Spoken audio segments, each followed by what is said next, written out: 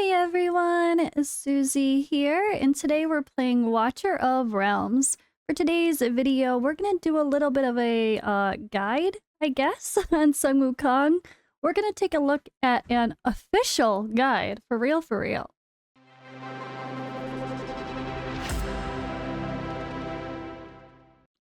Alright, so you guys know how I feel about him. I don't know that I like him right now, but we're gonna pretend that I do. Also, we're going to open up my mailbox and claim our free Sun Wukong.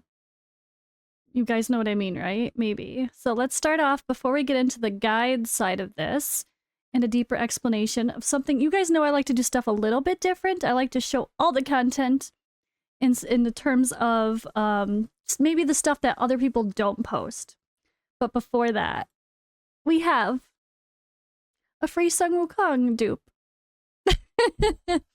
So that's what this will be for most people. I did already put one soul stone in him right now, so he's a 1. So I'm probably not going to put another until I decide if I'll do the Awaken 2. But this is not even what we're looking at today. We're looking at this. So sometimes these social media posts are really cool. Sometimes they're not. but I want to see what the official game ultimate guide has to say. Maybe we'll get some fun tips for using him that we didn't even notice.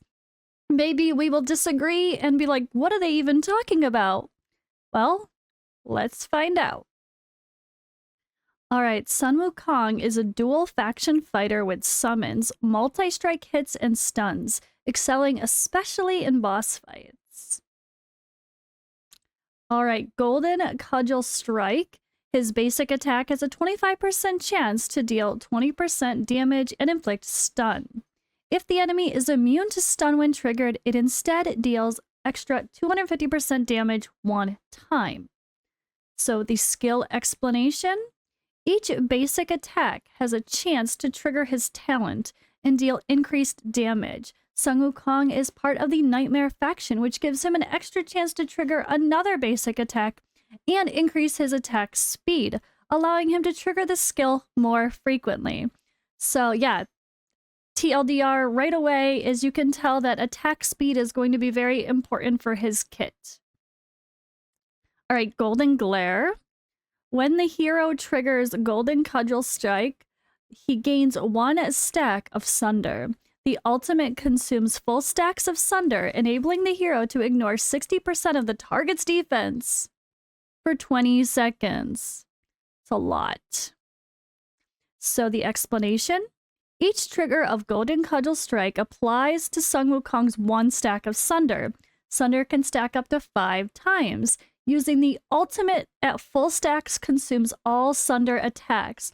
This simple but powerful skill, especially against enemies with high defense. Alright, so this obviously is again stressing the fact that you want a lot of attack speed. You want a ton of basic attacks, so they are triggering this special extra hit. And then you can also stack up this passive. So this is just another, I guess, yeah, proof that attack speed is going to be very important in this kit. Alright, the talent. The third basic attack summons one Sage clone within the ultimate's range. Up to 3 Sage's clones can exist simultaneously. Gains 1 stack of Undaunted Might every 30 seconds, up to 5 stacks.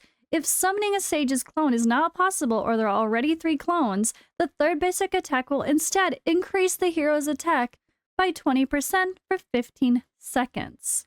So yet again, the talent, the third basic attack, his kit is all about doing as many basic attacks as possible. Attack speed, attack speed, attack speed. Alright, his skill explanation for this. Sage clones inherit 100% of the hero's attributes. Each basic attack deals 40% damage to 1 adjacent enemy. The Sage's clones take 50% more damage and last for 20 seconds. Each Undaunted Might stack increases damage dealt to elites or bosses by 1%. This means Sun Wukong deals 5% more damage after 1 minute and 30 seconds. As a Nightmare unit, Sun Wukong gains an attack speed boost, can trigger an extra basic attack, and summons clones regularly. So he is better the longer he's in the battle, or for longer battles in general. However, does that mean he's going to be bad as a normal fighter for things like campaign progression or Void Rift or random stages? No, he's still going to be just fine. His kit's amazing. And I think the clones are really going to be awesome for like almost any content. Even though boss content is his specialty, I think if you get Sun Wukong early on your account and you're trying to progress, or hell, maybe we will still even use him with some progression in these newer campaign stages that are quite difficult. Yeah, he's going to be huge value. And then we have his ultimate, Splitting Hairs. Deals 130% damage 18 times to one enemy and inflicts stun. So the explanation?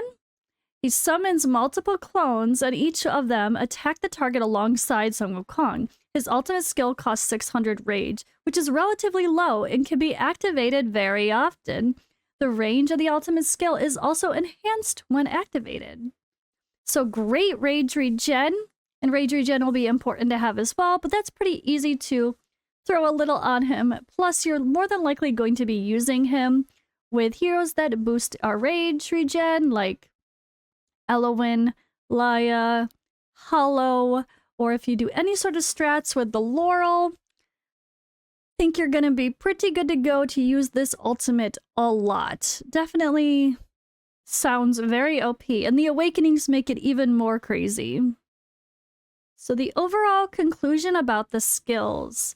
All the skills work well together, and although Sun Wukong can be a Watcher or a Nightmare hero, using him as a Nightmare unit is much better. His skills are extremely effective against bosses, especially against the weekly boss.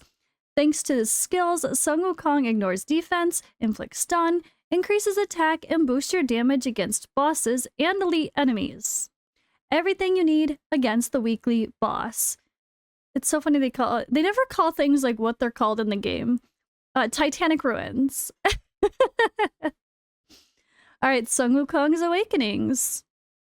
The first time Splitting Hairs is triggered in each battle, allies within 2 tiles gain Monkey Business. Monkey Business prevents death 1 time when the carrier takes fatal damage, dispels all debuffs on them, and restores 50% of their HP. Max HP.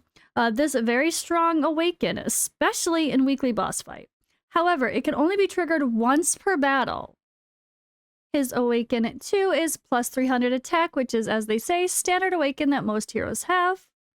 His Awaken 3, a Sage's clone, has a 25% chance to inflict stun when dealing damage to enemies. If the enemy is immune to stun when triggered, it instead deals an extra 150% damage 1 time.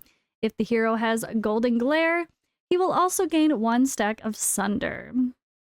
Extremely powerful awakening, each clone has a 25% chance to inflict stun, and up to 3 clones can exist at the same time, which means the target will be stunned often. Additionally, Sun Wukong can inflict stun himself. So the Awaken 3 is really what you want if he's going to be the only hero placing stuns in Titanic Ruins.